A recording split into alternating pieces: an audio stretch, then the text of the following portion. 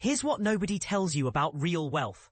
It's not what you think it is, and the truly rich are hiding their most powerful secrets in plain sight. During a transitional period in my career, I accepted a childcare position with an extraordinarily affluent family. Not for the glamour, but simply to pay bills and gain clarity about my next steps. What I witnessed during those months completely shattered every assumption I had about how genuine wealth actually operates. But here's where it gets controversial. The most transformative lessons had absolutely nothing to do with luxury cars, designer clothing, or expensive artwork. Instead, the family's most valuable assets were invisible behavioral patterns that anyone could adopt tomorrow, regardless of their bank account balance. These weren't the flashy displays of wealth you see on social media. They were subtle, almost boring habits that created a completely different quality of life. And this is the part most people miss. These same strategies work whether you're managing millions or managing grocery money. Protecting time like a precious resource. The most shocking discovery? Their greatest status symbol wasn't material. It was unscheduled time. Initially, this baffled me completely. Here were two parents running high-pressure careers, yet their daily schedules appeared surprisingly spacious. How could such busy people maintain such calm calendars? The answer revealed a sophisticated approach to time management. They fiercely protected concentrated work periods and meaningful family moments, as if they were guarding precious artifacts. Everything else, administrative tasks, routine errands, and non-essential requests, got systematically pushed to the periphery. These items were either delegated to capable hands, automated through reliable systems, or simply eliminated entirely. Phone calls were strategically batched rather than randomly scattered throughout the day. Every meeting had a definitive endpoint built into the agenda. Communications that could be handled through quick voice messages never evolved into hour-long discussions. This wasn't empty time. It was intentionally created breathing room. The impact became most apparent during morning routines with the children. There was never frantic scrambling for misplaced shoes or last-minute lunch preparations. The peaceful atmosphere wasn't accidental luck. It was carefully architected design, systems that silently eliminate daily friction. This household treated automated systems like essential infrastructure, invisible yet absolutely everywhere. Financial obligations ran automatically. Grocery deliveries arrived on predictable schedules. Healthcare providers, educational specialists, and home maintenance professionals operated on logical, recurring timetables. Even wardrobes followed cohesive color schemes, transforming the daily challenge of dressing a 7-year-old from a negotiation into a simple selection. They maintained a comprehensive household manual that functioned as their operational playbook. This document detailed bedtime procedures, reliable meal options, the specific swaddling technique that calmed their infant during difficult evening hours, and even step-by-step protocols for managing post-activity emotional meltdowns. For instead of guessing or improvising, every caregiver could access proven solutions that consistently delivered positive results. When daily life operates through dependable systems, individual willpower stops carrying the entire burden. This principle applies equally whether you're overseeing investment portfolios or convincing a reluctant child to complete their dental hygiene routine. Discretion as a deliberate strategy, contrary to popular assumptions about wealthy families being constant exhibitionists, this household embraced exactly the opposite approach. Private conversations remained behind closed doors. Staff members were referenced by first names exclusively. Personal family information never ventured beyond the home's boundaries. Social media appearances, when they occurred at all, focused on authentic connections with friends rather than public spectacle. Security measures were comprehensive, understated, and deliberately unremarkable. The underlying lesson wasn't paranoia, it was intentional choice-making.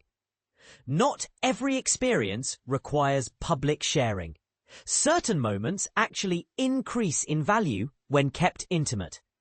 This became particularly evident in their approach to parenting. Children's creative work was enthusiastically celebrated at family dinners, displayed on designated bulletin boards, then carefully preserved in organized portfolios. No performative broadcasting occurred. Only genuine presence mattered. Tranquility through predetermined decisions. I've observed chaotic luxury estates and supremely peaceful modest apartments. Financial resources don't purchase serenity. Mental clarity does. Within this particular home, every recurring situation had an established default approach. Standard breakfast routines.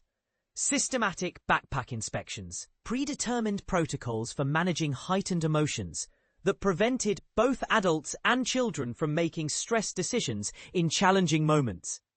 We mistakenly believe freedom comes from making fresh choices constantly.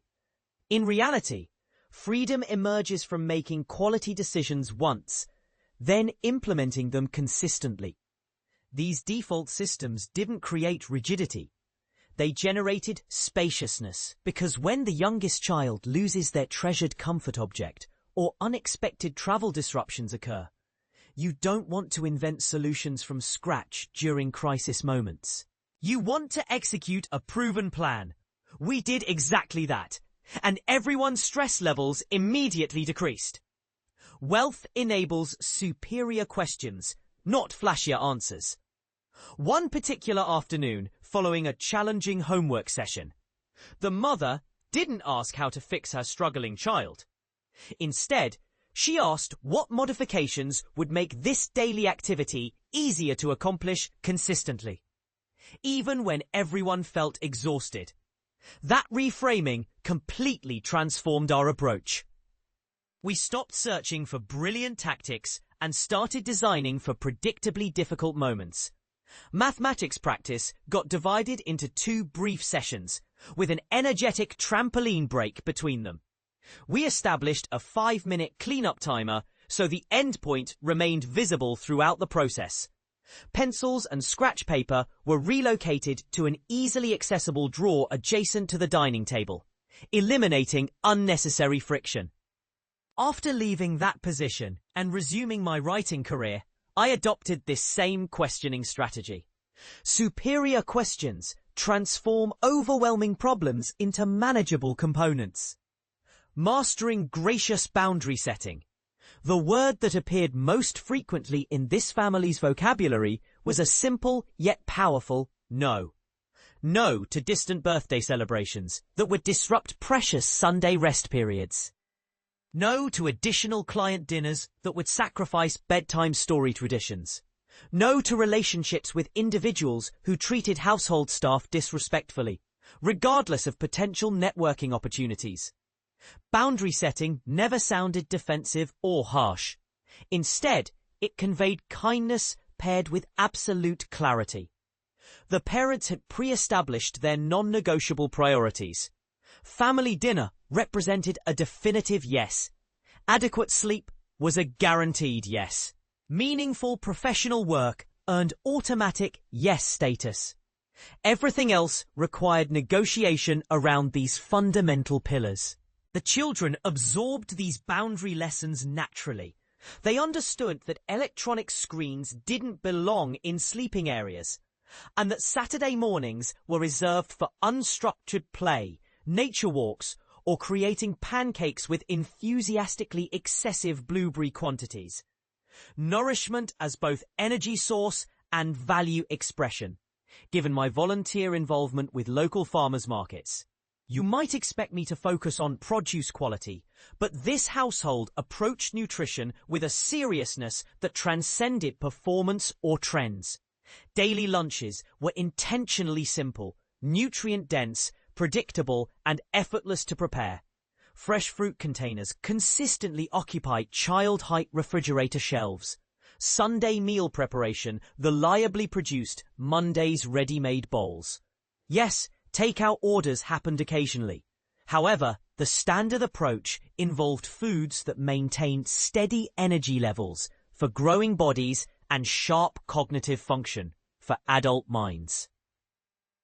Values integration played an equally important role. Food origins mattered significantly. The 7-year-old participated in spinach washing while learning about supporting their preferred upstate farm. The toddler enthusiastically waved wooden utensils like a miniature orchestra conductor during meal preparation. Food never became a battleground. Instead, it represented a harmonious rhythm. The key takeaway wasn't purchase from expensive retailers. Rather, it was eliminate daily decision fatigue from nutritional choices while aligning them with your core values. Developing effort and delayed gratification skills. Within this family structure, successfully completing morning routines earned the privilege of selecting Saturday's family adventure, rather than receiving material rewards. Weekly allowances connected directly to positive habits like reading, household contributions, and kindness points that children helped monitor using colourful stickers on an accessible wall chart. They weren't attempting to raise entitled heirs. Their goal was cultivating independent humans with personal agency. When the 7-year-old expressed desire for a specific science experiment kit, we discussed achievement timelines. Together, we mapped how she could earn this item over 1 month through consistent bedmaking, 10 minutes of post-breakfast reading, and regular table-setting assistance. Desire itself wasn't problematic. Impulsive action was the challenge. This ability, wanting something genuinely, waiting patiently for it, and working systematically toward it, provides tremendous fuel for successful adult living. And developing this skill costs absolutely nothing. Obsessive focus on continuous improvement. The father maintained a compact notebook labeled Post-Event Analysis.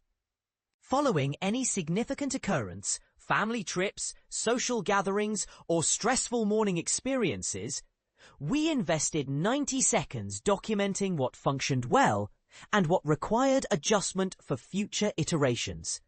Initially, this felt unnecessarily analytical. Then it became genuinely magical. This feedback loop prevented minor mistakes from becoming major problems. It transformed traveling with children creates chaos into next time. Snacks go in the front compartment and the tablet downloads 2 additional entertainment programs. Reduced friction, increased enjoyment. After a soccer practice emotional breakdown, we added a banana to the vehicle emergency supplies, moved practice cleats into a transparent storage container beside the entrance, and programmed a hydration reminder on the kitchen display system. That brief 3-line note prevented 10 future frustrations. I implemented this same improvement cycle for my personal routines, training sessions, work deadlines, even grocery budgeting. The question isn't whether you achieve perfection immediately, it's whether you commit to consistent refinement. Generosity, operating through systems and silence. Here's how charitable giving appeared up close in daily life. A recurring contribution to childhood literacy programs set on automatic payments. A quiet scholarship check mailed every September without fanfare. A standing arrangement with school counselors to contact them if any family needed summer camp financial assistance. Headline-grabbing gestures attract attention. Quiet consistency transforms lives.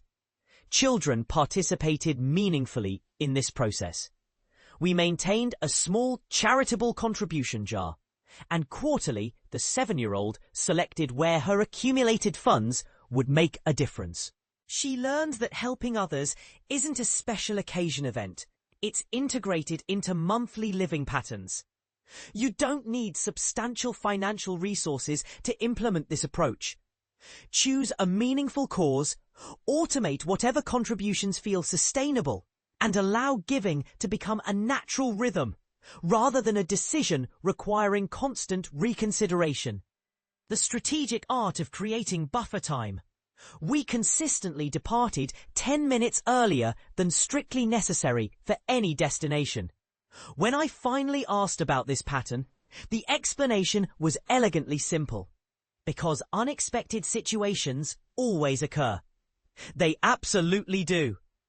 Shoes disappear mysteriously. Spills demand wardrobe changes. GPS technology chooses the worst possible moments for malfunction. Those additional minutes transformed potential disasters into minor inconveniences. The children felt this difference profoundly. Less rushing resulted in fewer tears. Fewer tears created gentler departure experiences and more pleasant evenings. Building in extra time wasn't pessimistic thinking. It was respectful acknowledgement of reality. I began padding my professional deadlines, exercise schedules, and even casual conversations. Requesting 5 additional minutes when discussions naturally extended prevented us from becoming irritable with each other during transitions.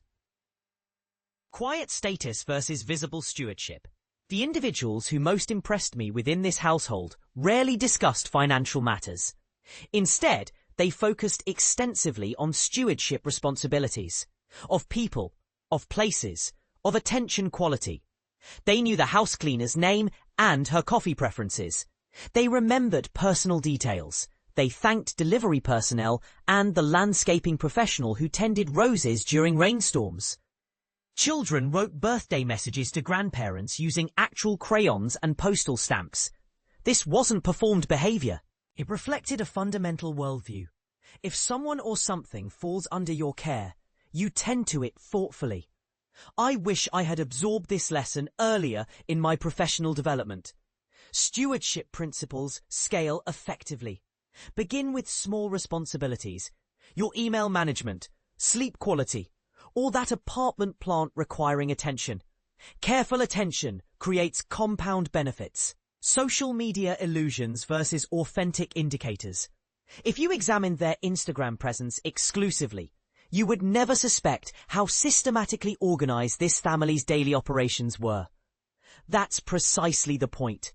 The genuine indicators remained invisible. Morning routines flowing smoothly. Disagreements staying respectful. Children understanding clear expectations.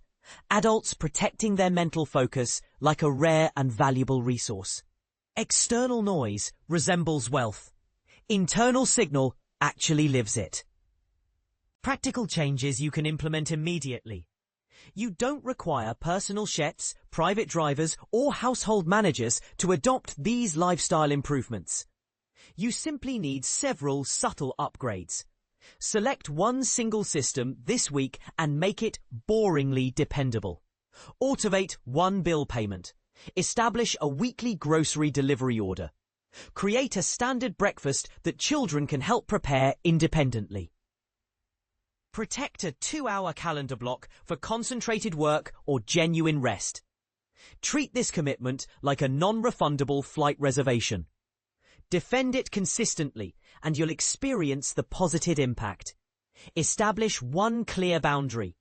Perhaps no professional calls after 7 p.m. Maybe avoiding immediate yes responses to requests. Possibly protecting Saturday mornings for unstructured play and pancake creation. Try this approach for 2 weeks and observe how your energy levels shift. Contribute to causes in ways that operate without emotional drama. $5 weekly to an organization you genuinely support surpasses waiting for the perfect generous moment. Begin a simple post-analysis habit. After challenging or successful mornings, ask what worked effectively and what requires adjustment next time. Record notes in your phone. Commit to continuous improvement. I never anticipated that working for this particular family would enhance my analytical abilities or writing skills. However, observing everyday excellence behind the scenes fundamentally changed how I structure my personal life, influencing my daily planning, meal preparation, and conversations with children about effort and time management. Don't search for obvious displays of success. Study the quiet patterns instead. That's where genuine wealth conceals itself. But here's the controversial question that might make you uncomfortable. Are we so obsessed with appearing successful that we're missing the actual strategies that create meaningful success? What if the real problem isn't that we lack resources, but that we're looking in completely the wrong places for answers? I'd love to hear your perspective in the comments. Do you think these subtle habits could actually make more difference than the flashy lifestyle changes most people chase? Or am I romanticizing what might just be privilege in disguise? Discover your plant-powered life archetype. Curious about how your daily choices reflect your deeper mission and their ripple effects on our planet's future? This quick 90-second assessment unveils the plant-powered leadership role you're naturally designed to fill, plus the small adjustment that amplifies your positive impact exponentially. 12 engaging questions, immediate insights, remarkably precise results.